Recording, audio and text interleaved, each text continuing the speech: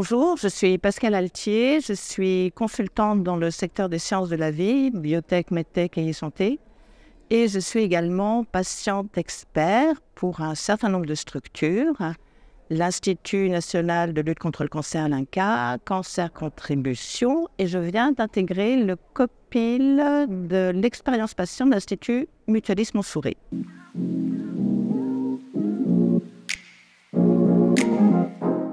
Je suis patiente suivie à l'Institut Mutualisme Montsouris. Donc j'ai une expérience effectivement propre par rapport à ma maladie.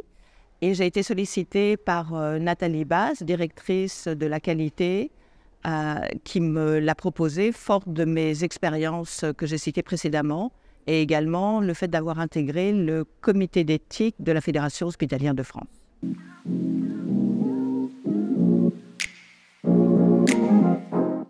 On parle de plus en plus du fameux patient empowerment, donc le patient qui va lui-même s'impliquer dans la gestion de sa maladie.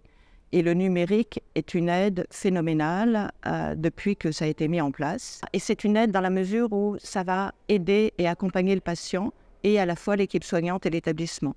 Donc si on regarde au niveau des 3 phases, en pensant à l'avant-hospitalisation, le père, pendant et le post, en fait, ça peut être également une aide en avance d'hospitalisation pour l'admission, la recherche d'un patient, la prise de rendez-vous, la recherche de sa pathologie, éviter les errances thérapeutiques. Il y a également, au niveau du suivi pendant l'hospitalisation, les échanges de données avec le personnel soignant, la récupération de ces données, le suivi, surtout quand c'est une maladie chronique.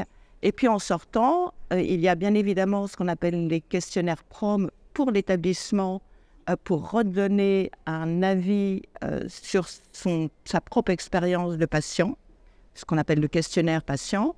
Et puis il y a également tous les échanges avec le corps médical sur la gestion de sa maladie.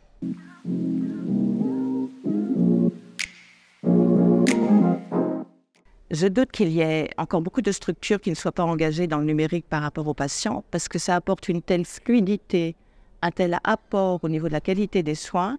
Et puis, il y a tout un tas d'agences qui se sont mis en place et qui valorisent ces outils, que ce soit la Haute Autorité de Santé, les agences que le gouvernement a mis en place sur le numérique en santé, qu'il faut faire confiance à l'intelligence collective, à trouver le meilleur dialogue entre les patients et le personnel soignant, pour une meilleure prise en charge et une fluidité, tant pour les patients que pour le personnel soignant.